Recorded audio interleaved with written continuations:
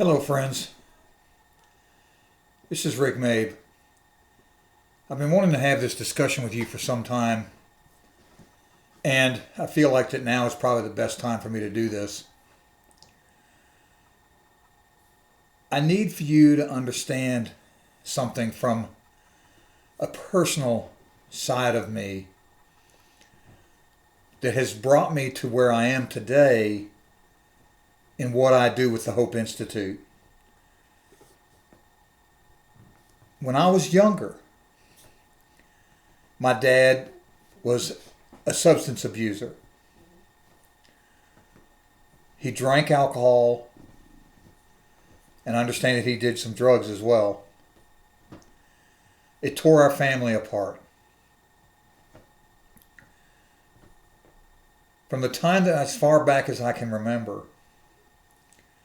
he was an missing father in our lives.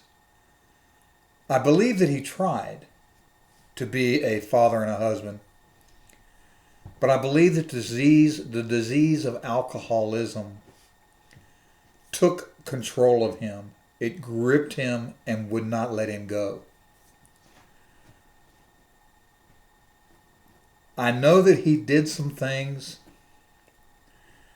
that did irreparable damage to my sister and to my mom and to me. When he did show up and take us to movies and things like that, he would often leave us in the car and go into a bar and drink and come out. He would show up at Christmas parties so drunk that he would fall on his face, and they would have to drag him into the bedroom and let him pass out until he could get up and leave.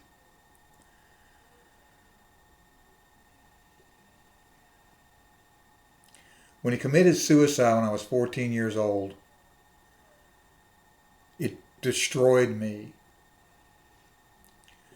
The point I'm trying to make to you tonight is that if you are having problems with alcoholism or with drug addiction, you have got to get help, especially if you have family that you are trying to love and care for.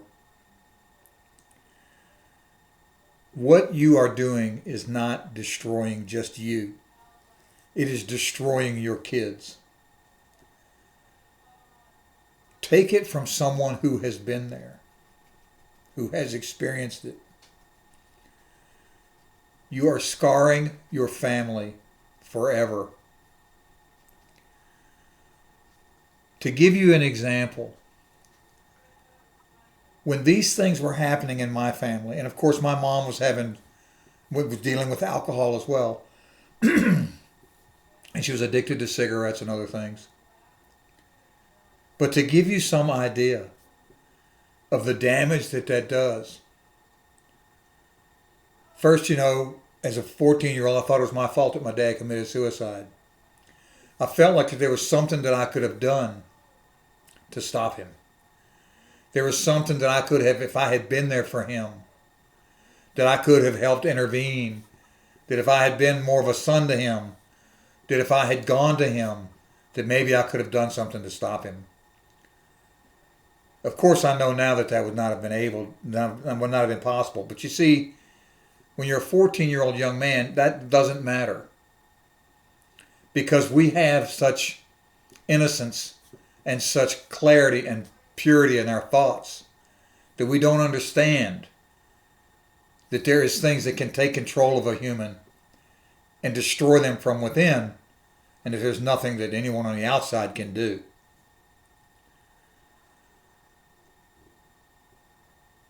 So I was devastated. And I did not know how to be a man. I did not know how to be what would be considered a noble and honorable man at that point. The people that I was exposed to in my teens were not honorable people. They were not good people. The neighborhood that we eventually we ended up in after we'd been homeless for so long kids that I got involved with were abusive kids. They were abused themselves. They came from alcoholic families as well. So I fell into an even deeper depression and an even deeper confusion and loss. I began to do drugs. I began to smoke cigarettes. I began to drink. And I began to go into the dark abyss of dependence. And for the next many, many years, that's what I did. I blamed my mother. I blamed everyone. I was inconsolable. There was no way to help me. I was determined that I was going to make the world pay for what the world had done to me and my family.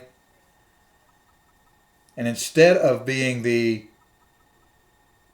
good kid for my mom and my sister, although I did try, I tried to be the good kid that I could be, but you have to understand that the men that I was exposed to were abusive men. They were not honorable men. I was abused sexually. I was abused with alcohol. I was abused with drugs by men.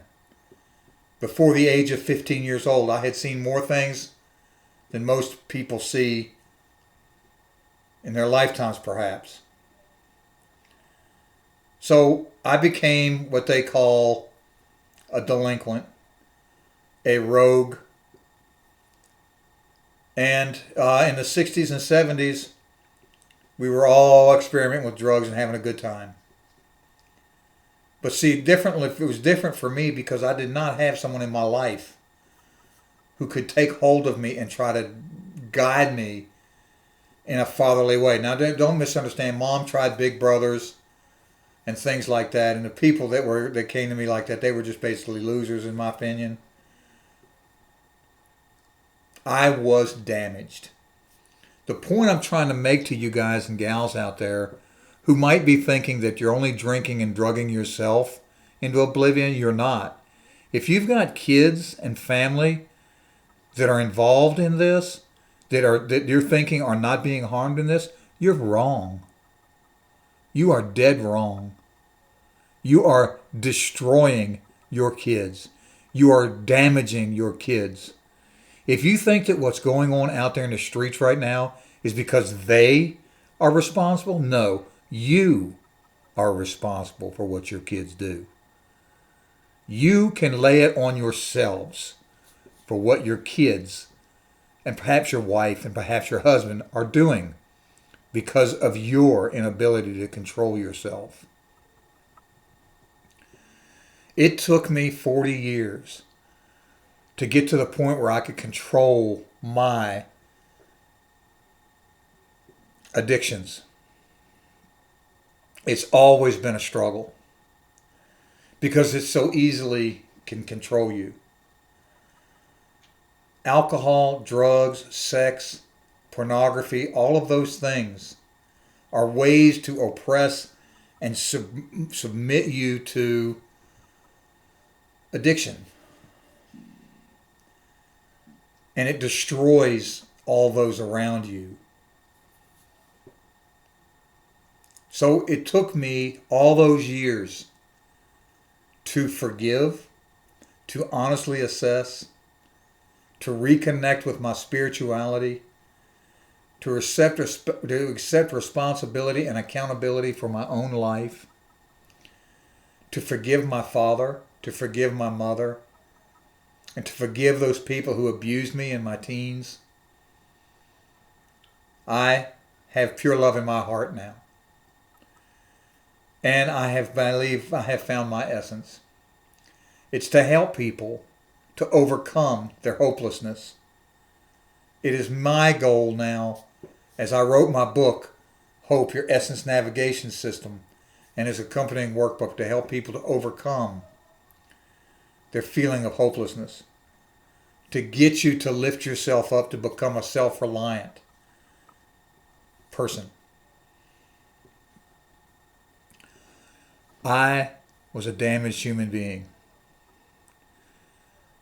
If it had not been for some people who really, really, really took me aside and talked to me, I don't know where I would have been. They gave me guidance.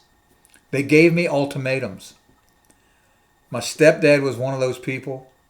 My mom continued to love me and cherish me and try to help me. But ultimately, it was me. Ultimately, I had to decide. When I went into the Navy, it was at that point that I had to really start thinking hard about what I was doing. But even then, I was still in destruct mode. I was still drinking a lot, partying a lot. I was still doing things that were just not, how do you say, in alignment with universal principles of honesty, omnipotence, pure love, and essence. Even now, I am still damaged. You never overcome completely the haunting damage that is done when you have had to live in the terror that being in a household of that horror brings to you. You never overcome it completely, ever. These are valuable lessons that we learn that we can help others to overcome as we move forward in our lives. But don't misunderstand what I'm saying to you here. You have an opportunity to make it better, but it's on you to make it better. You have to realize that it is on you to overcome these things. If your dad or your mom are an alcoholic and a drug addict, there's nothing that you can do personally for them except love them from a distance. Love them from a distance. You have to find a way to forgive them. You have to open your heart with pure love.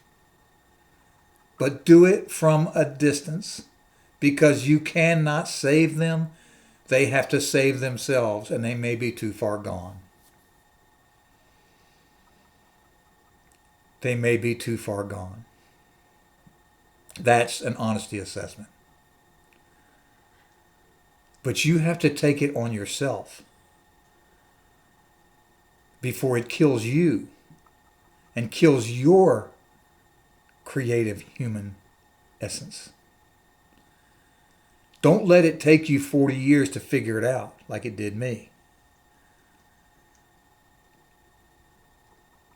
Understand that if your parents are gone like that you have to reach out to those who understand, who were harmed in the same way, to be able to get yourself into a position where you can get away from that destruction.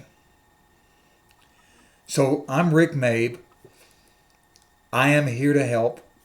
We have the Living Hope Institute. We're doing a lot right now to help people to move forward, lift them up, to honestly assess where they're at, reconnect with that creative essence, that omnipotence, that godlike power. Reconnect with your spirituality that's been oppressed in you. Learn the website and see what we have there to offer for you to find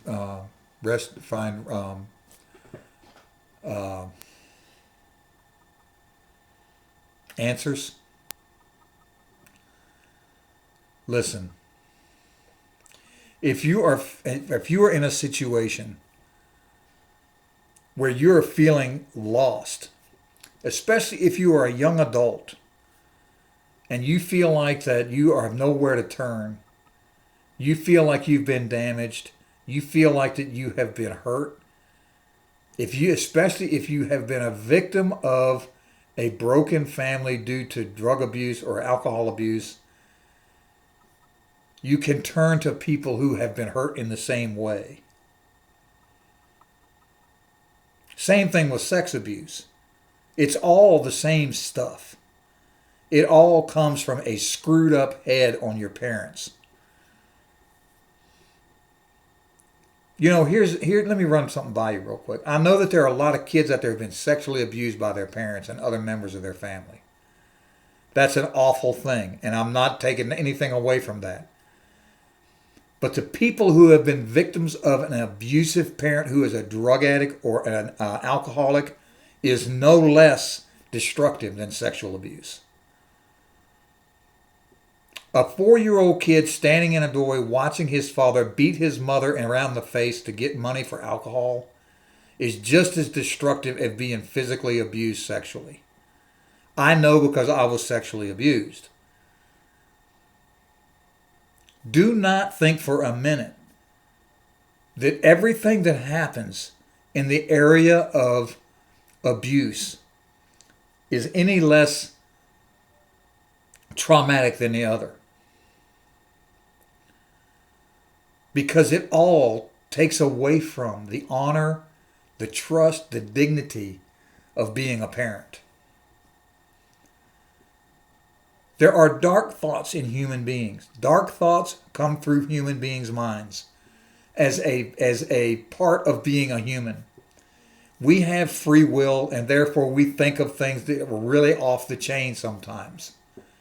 And they particularly come to you when you've been drinking or doing drugs. We have the ability to love and cherish and create wonderful things. But at the same time, there's a yin, there's a yang. There's a clear, there's a dark. There's a white, there's a black. There's light energy, there's dark energy. There's good, there's evil. There's a push, there's a pull. Everything works in like this. There are opposites in everything that we do. There are opposites in everything that we do. So yes, we have dark thoughts from time to time. And when you have been subjecting yourself to abuses, those dark thoughts can become actions.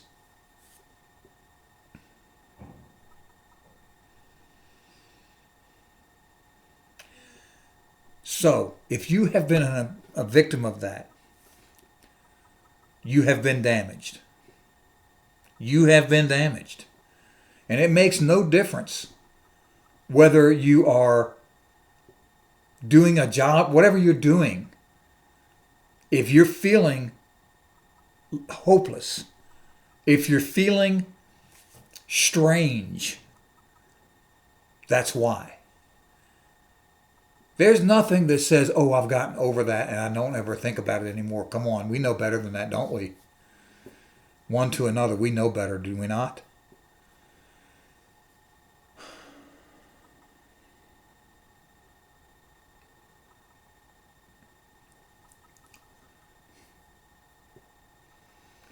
The great thing is,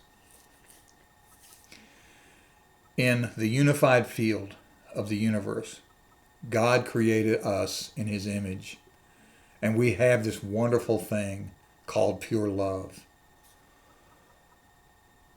And we have the ability to forgive and to bring in the energy of pure love and essence into our being. We all have that. And I'm speaking to you as one who has survived and come around to where I feel like I am a good human being at last.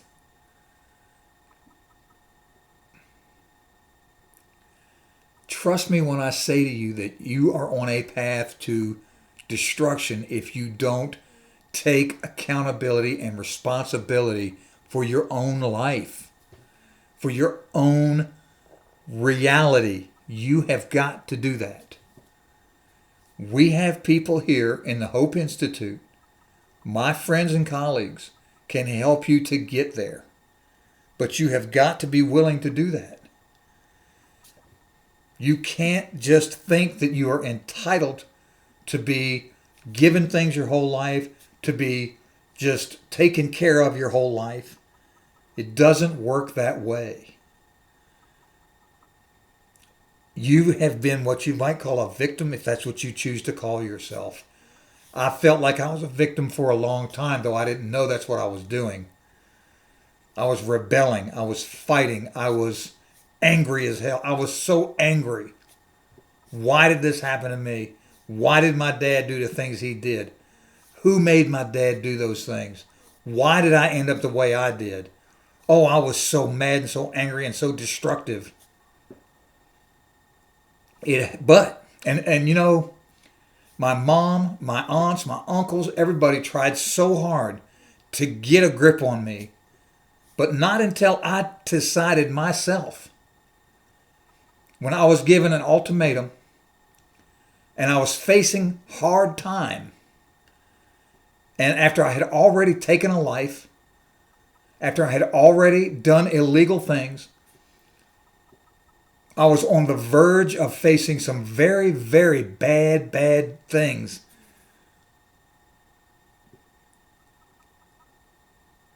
Did I finally start to think twice about the possibility that I had responsibility and accountability for changing my life? There are those of us out here who can help you. I hope that you will take what I'm saying as someone who sees eye to eye with you. I've been there. I know what you're feeling. I believe I can help. If you need to talk, please contact me, Rick Mabe at livinghopeinstitute.org. I'm not bullshitting you. I've been there. I know how it feels. I've been through the ringer. And I think it's time that we all admit that we have our own free will, our own responsibility and accountability for our lives.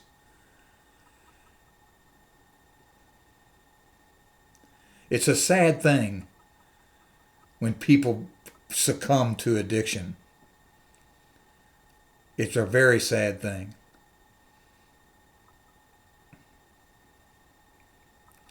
And sometimes once it gets hold of you, it doesn't let go.